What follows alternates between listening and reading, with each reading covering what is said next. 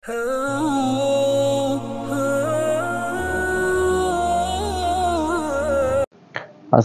আলাইকুম ওয়া রাহমাতুল্লাহি ওয়া বারাকাতুহু।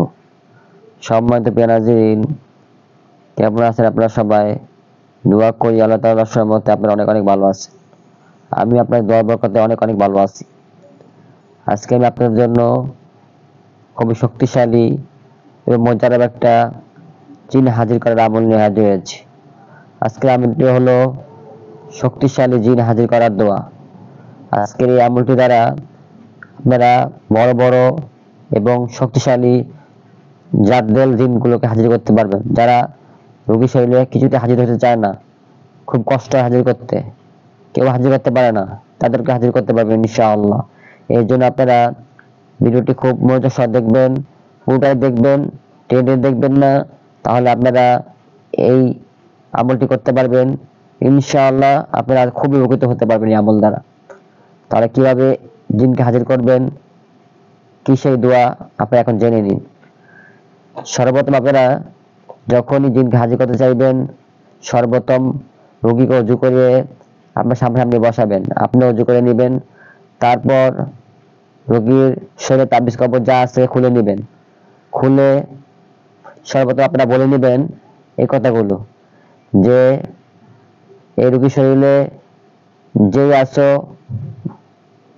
যারা তাকে কষ্ট দাও, পৃথিবীর যে প্রান্তে থাকো না কেন, খুব দ্রুত এসে হাজির হও। এই কথাগুলো বলে 3 বার বলবেন।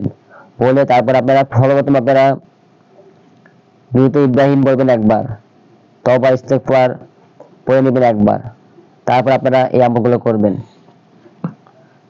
দ্রুত ইব্রাহিম একবার, ইস্তেগফার একবার পড়ে সূরাতুল ফাতিহা পড়বেন একবার, এবং একটা দম দিবেন শরীরে, রোগীর শরীরে দম দিবেন একটা।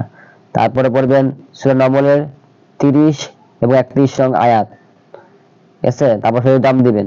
তারপরে পড়বেন সূরা বাকারার 148 নং আয়াতের শেষের অংশ, আমি স্ক্রিনে দিয়েছি দেখেন, পড়বেন, দম দিবেন।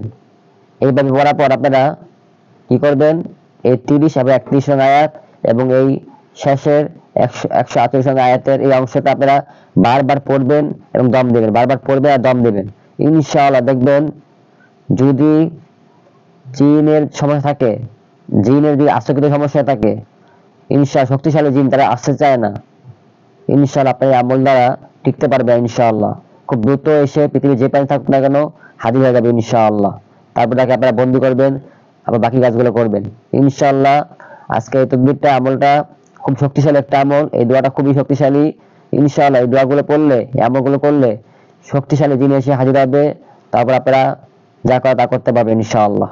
তাহলে এই আমলটি করুন, এইভাবে হাজির করুন জিনকে।